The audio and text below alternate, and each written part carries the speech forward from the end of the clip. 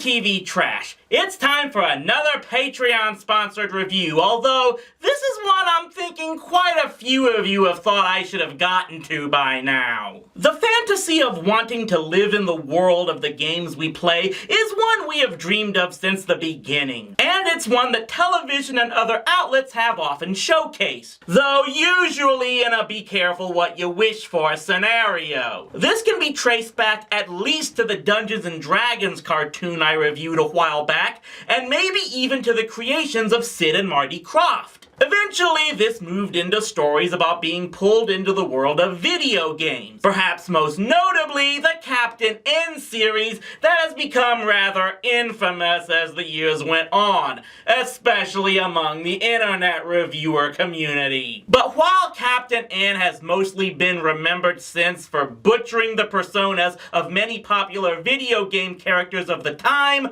that actually got topped by a 2000 animated series that has since become infamous for butchering, well, everything else. This is Da Boom Crew. Premiering on Kids WB in 2004, the show was developed by Bruce Wayne Smith, who created the Proud Family and helped develop a number of characters in Disney's animated films like Tarzan and the Princess and the Frog. It was produced by Hyperion Pictures, which was founded by another former Disney producer in Thomas Wilhite, and did produce movies like The Brave Little Toaster, but reportedly hasn't made anything since 2007. Was this the TV show that spelled game over for that studio? Let's hit the power up button and find out.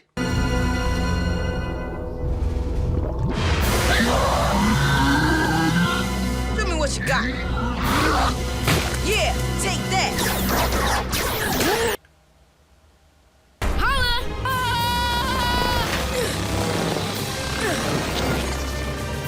Whoa! Hey! Gnarly half pipe. Tony Hawkin later, homie. Right now, I need some help with these arachnobots. Yeah!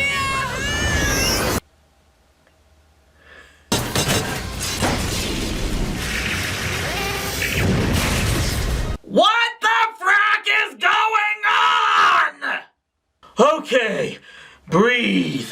Try to comprehend. So the whole show has this group of kids who designed their own video game and then somehow got sucked into another dimension that reflects the game world they created, and they somehow lost the cartridges the game was programmed into, as they're now scattered throughout this galaxy, and their presence is causing havoc on whatever world each is on. And so the kids are now traveling around in their own spaceship looking for the cartridges and either destroying or stabilizing them with this box thing. And oh yeah, there's also this ripoff of Dreg from the first Ninja Turtles who's also looking for the cartridges because he wants to use their chaotic energy to control the universe. Oh, okay, well, it all makes perfect sense now.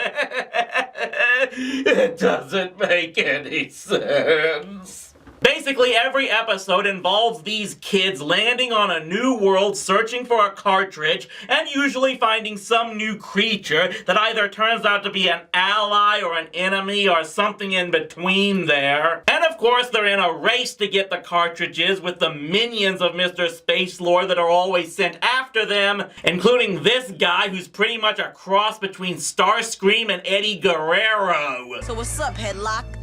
Afraid to fight us fair and square? I'm an evil villain. If I ain't cheap, brother, I ain't trying. We better get those discs. Oh, I'm gonna get those discs all right. For myself.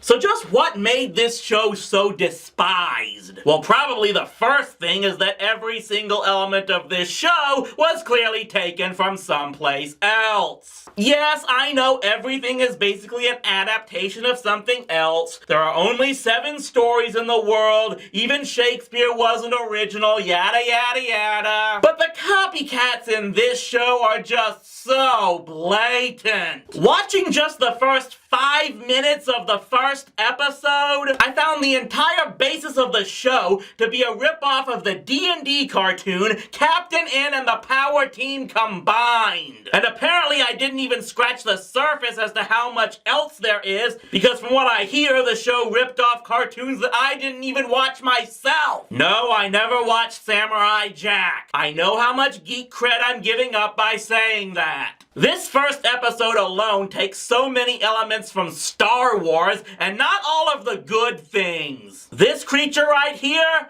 Yeah, he's basically Jar Jar. You cannot trick brave Commander Blurk with your lies. You're more of those pod monstrosities with the fangs and the claws and the...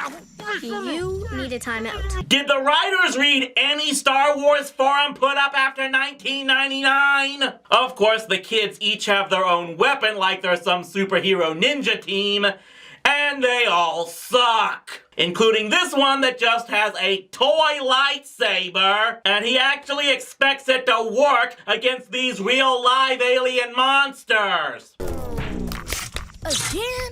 My Star Sword's fading. You know, at least in Captain N, Kevin was given an actual working zapper when he fell through the ultimate warp zone. Oh, but they do get better weapons and a better spaceship at the end of this first episode. And another blatant Star Wars ripoff. Was Lucas too busy destroying Anakin Skywalker to bother going after these guys for infringement? Actually, that's probably true.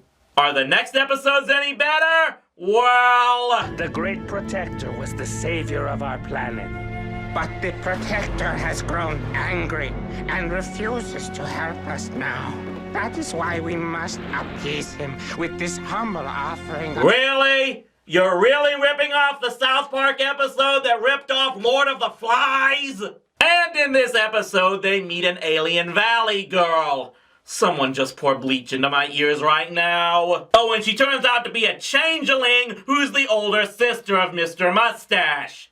Okay. This is pretty much what the rest of the episodes are like, and it might not be that frustrating, except that none of these kids are fun to watch at all. The girl is definitely the most annoying of the whole group, and trust me, that's saying something. She's the token geek, and of course she always speaks in techno-babble. Time-release proportional laser restraint grid should be operational any moment. What? The net. Yes, this is a common trope that characters like Billy on the original Power Rangers have been guilty of as well. But Billy was established at the start to be a character unsure of himself, and you got the feeling his tendency to overcomplicate words was a result of him being nervous and trying to compensate for that. Especially since his techno-babble decreased over the years as he gained more confidence. This character comes off from the start as pretentious and frequently disparages her friends for not understanding the jargon that Mr. Spock himself might raise an eyebrow upon hearing. I'm going to require an interfaceable corrective implement. Stat. A wrench, you lug nuts! Not that the other kids are any better, because they all use their own individual versions of street slang. Hang on, everybody. I'm about to bust this baby off the meter. Hello, Jubei! Time to paddle it. When I barreled into my first tube, the wave was so aggro I wanted to bail. But I cowboyed up and shot the pocket.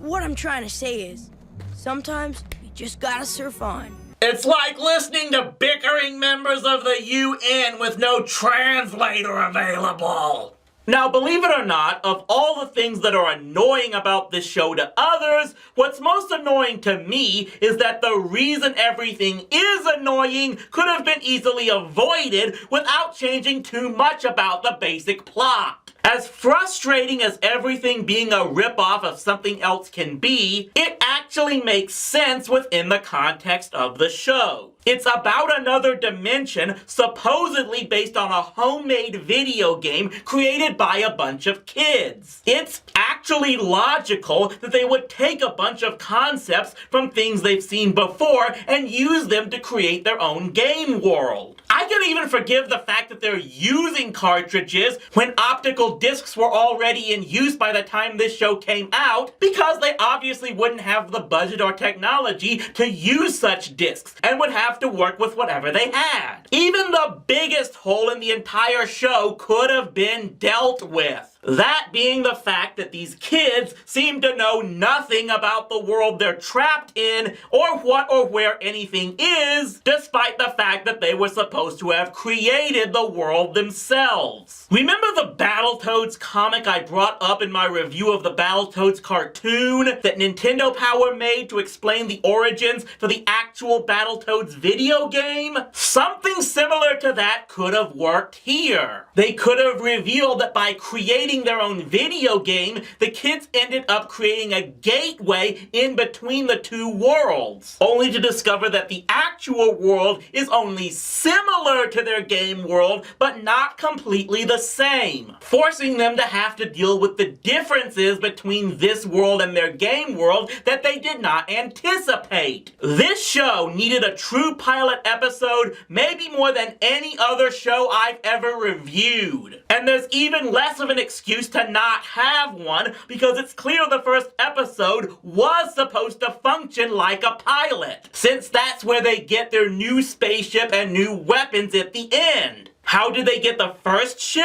And how did they come to discover Mr. Space Lord and his plan to use the cartridges for his own means? Oh, I'm sorry. We were too busy watching other movies to rip off of to bother explaining all that. Now, here's where things get tricky for me. While I was able to get all 13 episodes that were produced, I wasn't sure how many I actually needed to watch. That's because only 4 episodes actually aired in the United States before Kids WB pulled the plug. But all of the episodes did air on the UK's Cartoon Network. So, does that mean I should watch and cover all 13 episodes? Fuck no! 4 episodes alone was enough to prove me that the Boom Crew deserved to get tossed to the back row of Funko Land! This thing did have the potential to be something that could have developed a cult following, but it fails because too much effort was put into trying to be trendy with its language and references, and not enough effort put into fleshing out the characters and setting. Everything just makes you want to think about what it's based off of rather than get you invested in the story, and the attitudes of the characters just don't make you want to follow them. It kind of comes off like the homebrew game that it's centered around, taking plot elements from a lot of other shows and movies and trying to mesh them together into its own creation. There's nothing necessarily wrong with that, but if they hadn't tried to force all of its jargon onto its viewers, it might not have come off as grating when it debuted and terribly dated in the years since. And I'm just hoping that next time on TV Trash, we won't have to review another piece of absolute lunacy with out-of-control references that make no goddamn sense!